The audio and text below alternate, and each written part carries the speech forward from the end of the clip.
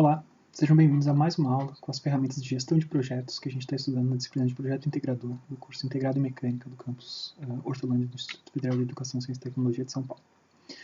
Na aula de hoje, a gente vai falar um pouquinho mais sobre outras tarefas de planejamento de projeto. A gente tinha começado na aula anterior a falar sobre ferramentas que a gente podia utilizar para identificar claramente uma necessidade a ser entendida pelo projeto. A gente espero que tenha sensibilizado vocês sobre a importância de fazer uma definição bastante clara do que é a necessidade que vai ser entendida pelo projeto.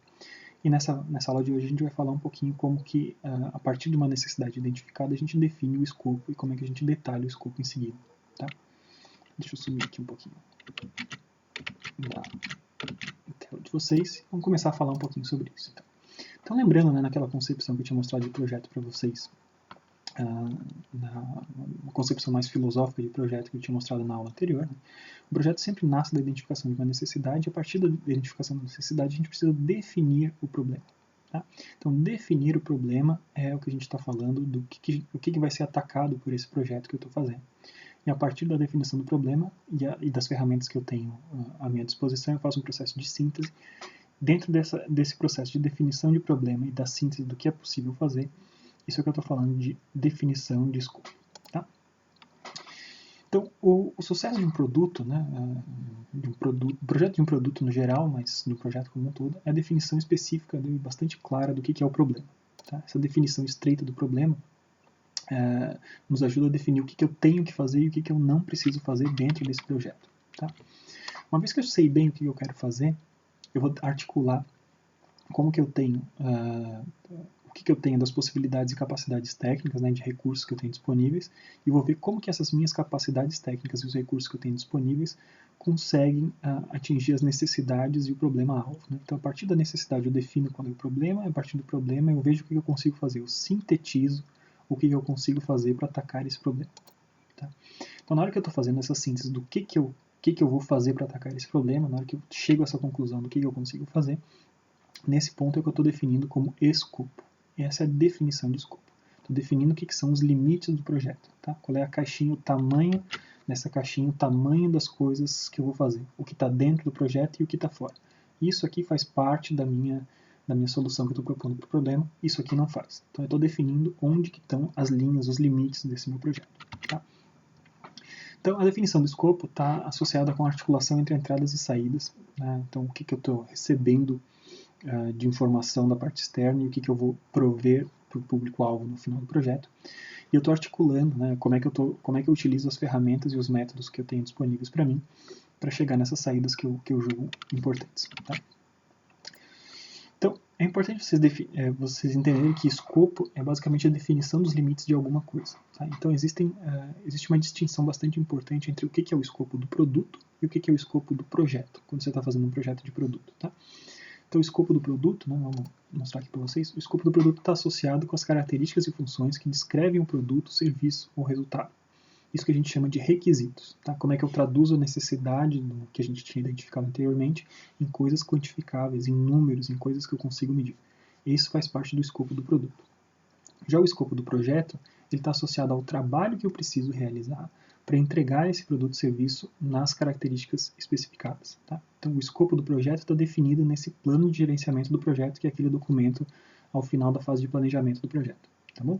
São duas coisas, elas têm relação uma com a outra, acho que é bem claro para vocês que uma coisa está relacionada com a outra, mas uma está muito associada, lembra, a caixinha azul ali do escopo do produto está muito associada aos processos.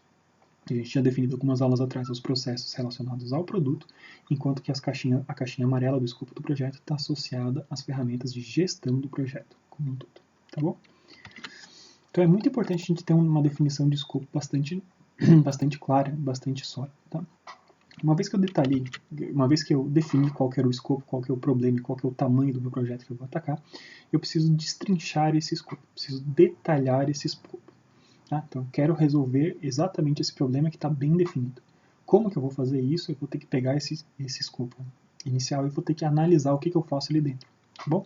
Então, o detalhamento de escopo, ele pode utilizar algumas técnicas similares às que a gente viu na aula passada da identificação de necessidades, como o brainstorming, a gente discute entre a gente tem ideias coletivas sobre como que a gente vai dividir esse negócio.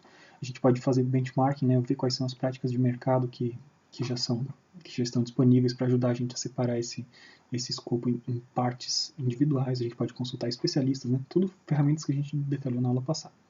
Só que eu também tenho tenho processos diferentes que eu posso utilizar para detalhar o meu escopo. Eu posso utilizar análise de desdobramento de projetos ou dados históricos de outros projetos. Se eu estou numa empresa que já fez outros projetos similares, é muito importante eu analisar o que já foi feito anteriormente e como que eu posso utilizar esse conhecimento que já está acumulado dentro da empresa para eu detalhar esse escopo. Né? Eu já sei que num projeto similar eu precisei dividir as operações para chegar no resultado desejado, eu precisei dividir as operações numa sequência de atividades mais ou menos assim.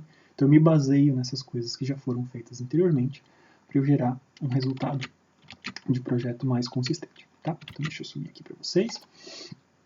Uma vez que eu detalhei esse escopo, tá, isso dá origem a um documento muito importante, tá, uma representação muito importante, uma representação visual das etapas diferentes do projeto, que é chamada de EAP, Estrutura Analítica do Projeto. Tá, é uma representação gráfica, tá, ele identifica quais são os componentes individuais e as atividades necessárias à sua conclusão.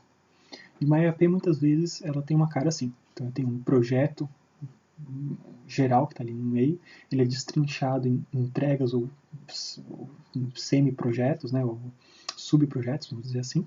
Então tem subprojetos 1, 2 e 3, e cada um desses subprojetos está dividido em pacotes de trabalho. Então são as atividades que eu tenho que fazer para chegar naquele subprojeto e os subprojetos que eu tenho que fazer para chegar naquele projeto no resultado final como um todo. Tá? Então, por exemplo, numa construção de uma casa, né, que a gente já tinha dado como exemplo anteriormente, construção de uma casa eu posso separar em 3 fases diferentes, como construção da fundação, construção do pavimento térreo e construção da cobertura, e para cada uma dessas fases eu tenho tarefas bastante claras, né, uma tarefa de escavação, tarefa de baldrame, tarefa de piso. Quando eu terminei o piso, eu terminei a fundação. Na hora que eu passo para o pavimento térreo, eu vou ter as vigas, paredes e lajes, terminei o pavimento térreo. Para fazer a cobertura, eu vou ter a empena e a coberta efetivamente. Na hora que eu fiz todas essas tarefas, eu terminei a construção da casa. Então, vocês percebem que a construção de uma casa inteira, ela foi dividida em subfases, né, em fases de fundação, pavimento, térreo e cobertura, e cada uma dessas subfases foi dividida, por sua vez, em tarefas, em pacotes de trabalho bem definidos. Tá? Então, a gente sempre pode fazer a gente sempre pode utilizar a EAP para destrinchar, né, esse é o objetivo, a gente destrincha um trabalho grande em uma sequência de trabalhos menores. Tá? Então, como é que a gente faz isso? Tá? A gente passa do projeto, por exemplo, se um projeto envolve diversos produtos, eu vou separar o projeto em diversos produtos. Eu vou pegar cada produto em uma série de módulos ou subsistemas desse produto. Né? Cada subsistema, uma série dos componentes que eu preciso, cada componente pode ser separado em diversas atividades e cada atividade em uma série de tarefas. Tá? Então você tem diferentes níveis que você pode ir destrinchando em diferentes níveis. Né? Você pode pegar um projeto e ir separando em produtos, mas depende do tipo de projeto, às vezes não faz sentido você separar tanto e fazer as coisas tão granulares assim. Tá? Então quais são as recomendações que a gente tem para desenvolver uma EAP? Tá? É bom você trabalhar em conjunto com especialistas, tá? e também não exagerar na quantidade de níveis. Tá? Então é sempre bom você associar coisas que a gente chama de entregáveis a cada pacote de trabalho. Então qualquer que seja a menor caixinha que você desenhou, ela tem que estar associada a alguma coisa bem tangível. Né? Então entregar o projeto preliminar da biela do motor, por exemplo. Então essa entrega está bem associada a uma tarefa de projeto de biela, por exemplo. Tá? Uma coisa importante vocês saberem é que não precisa estar relacionado com a cronologia. Tá? Então isso é bastante importante. Tá? A estrutura analítica de projeto é uma divisão do trabalho em pequenos pacotes de trabalho. E não necessariamente numa divisão cronológica, que eu vou fazer isso primeiro, isso aqui depois, isso ali depois. Eu dividi nesses trabalhos como um todo e a gente vai ver nas próximas aulas como é que a gente organiza esses pacotes de trabalho na dimensão tempo como um todo.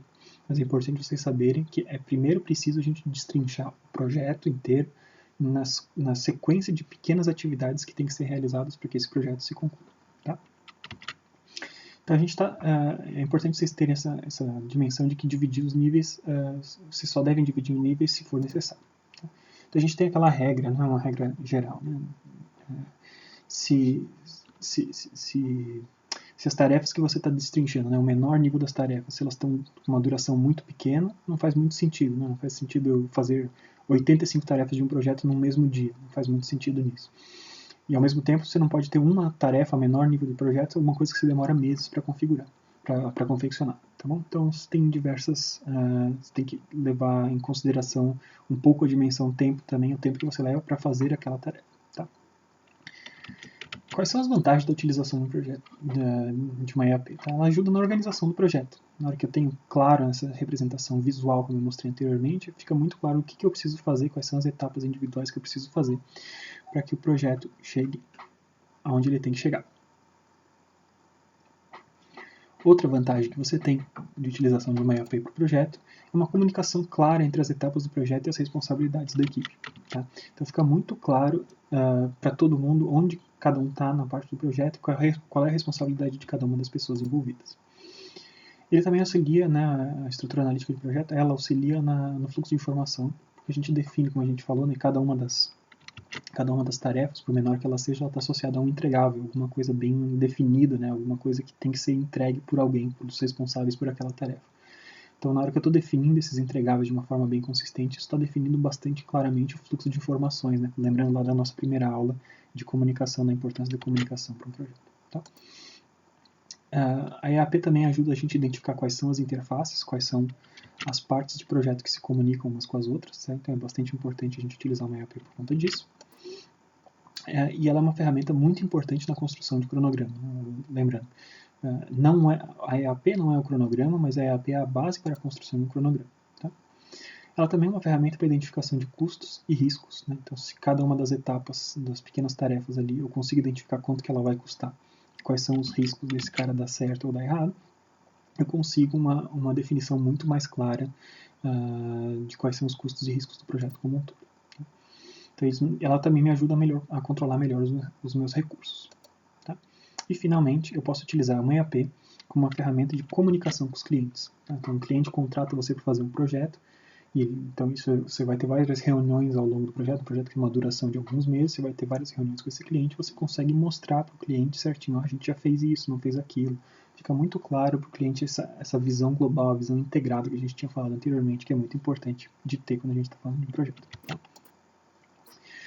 Então, antes de haver a paralisação das atividades, né, no projeto de construção de um forno de indução, a turma A já tinha tido mais aulas, tá? E a gente tinha definido uma EAP para a construção do forno de indução. Tá? Então, nessa EAP aqui, eu estou usando o próprio exemplo que vocês construíram, né? A gente construiu junto, em conjunto na sala de aula. A gente percebe que é uma combinação de alguns conceitos que a gente tinha visto. Né? O forno de indução ele foi dividido em fases de projeto, execução e organização. Então, as tarefas de organização, as tarefas de gestão de projetos, tá? foram reunidas pela turma A dentro de uma aba sozinha, uma aba de organização. Tá? E além disso, então a gente tem abas de execução e de projeto de componentes. Então, uma fase que está mais associada à definição de como que a gente vai fazer, quais são os componentes desse forno de indução, e depois uma fase associada à construção efetivamente desses caras. No projeto de componentes foram separados a partir de então em partes desse equipamento, né, estrutura, movimentação, elétrica, hidráulica e eletrônica, e cada uma dessas com algumas tarefas similares, mas nem todas. Tá? A gente tem, para todas elas vai ter pesquisa e concepção, né? Lembrando das tarefas de benchmarking que a gente tinha visto, né? De ver quais são as práticas que já existem no mercado. Tá? Tem vários dessas etapas aqui, vão ter etapas de dimensionamento. Tá? Então, dimensionamento é alguma coisa que vocês vão ver bastante em detalhes na disciplina de resistência dos materiais, dimensionar alguma coisa, e vão ver também na disciplina de eletrônica industrial, eletrotécnica industrial, desculpa, e em outras coisas, em robótica. Tá? Então, dimensionar alguma coisa e definir qual é o tamanho das coisas, dos componentes mecânicos ou elétricos que você tem que empregar para realizar as tarefas que você tinha. Tá? Todas as estruturas que vocês têm aqui tinham tarefas de desenho em CAD. Tá? Então, desenho em CAD e definição de materiais. Tá? Então, a gente pode selecionar isso. Na parte de eletrônica, algumas coisas um pouco diferentes, parte de hidráulica, eletrônica, movimentação. Então, a gente tem uma fase também de seleção de componentes. Né? Então, a gente pode comprar componentes diferentes. Então, selecionar esses componentes é uma das fases aqui. Tá bom? Então, se vocês derem uma olhada aqui na EAP, a gente tem diversos dos conceitos que a gente tinha abordado ao longo das últimas aulas, estavam empregados aqui. Tá? Então, num ano normal, a gente seguiria uma estrutura como essa para organizar todo o nosso projeto. A gente construiria o nosso cronograma a partir dessa estrutura analítica de projeto, a gente definiria responsáveis por cada uma dessas etapas a partir dessa estrutura analítica de projeto. Tá? Como a gente, por conta da pandemia de Covid, a gente está num momento excepcional, a gente vai ter que ter uma abordagem um pouquinho diferente do que a gente faria no ano normal, tá? Mas eu gostei de deixar aqui para vocês a estrutura analítica de projeto que vocês mesmos construíram antes da paralisação das atividades, para dar um exemplo de como todos aqueles conceitos que a gente vem abordando ao longo das aulas, eles se refletem, eles aparecem aqui, né? Diversas das coisas, os processos de gestão de projetos, separado dos processos associados ao produto, diversas coisas diferentes que a gente falou ao longo das últimas aulas aparecem claramente nessa estrutura que vocês mesmos definiram, tá? A gente vai falar um pouquinho mais em outros vídeos, tá? Esses vídeos aqui estão focados nas ferramentas, especificamente para os projetos de vocês. A gente vai ter outras formas de conversar a respeito, então a gente voltará a falar sobre isso, mas eu gostaria de deixar aqui registrado que vocês foram capazes de gerar uma EAP digna desse nome ao longo das aulas que a gente teve antes da paralisação da pandemia, tá? Então, para a aula de hoje, era isso, tá? Que a gente queria mostrar para vocês como é que a gente partia daquela necessidade que tinha sido identificada com as ferramentas que eu detalhei na aula passada. Então, partindo dessa necessidade identificada, como é que a gente detalha qual é o problema que a gente vai abordar e como é que sintetiza o que a gente vai fazer, definindo o que era o escopo. A partir do escopo definido, a gente esmiuça esse escopo, né, analisa o que eu preciso fazer e destrincha esse escopo em atividades individuais. E essas atividades individuais a gente organiza numa estrutura visual bastante clara, que é chamada de estrutura analítica de projeto, que é a base para a gente começar a fazer as outras tarefas do planejamento de projeto, do planejamento e programação do projeto, que são coisas que a gente vai ver nas próximas aulas. Espero que vocês tenham gostado, tá? Deixem dúvidas no fórum da disciplina no Moodle ou mesmo aqui nos comentários do vídeo. Até logo!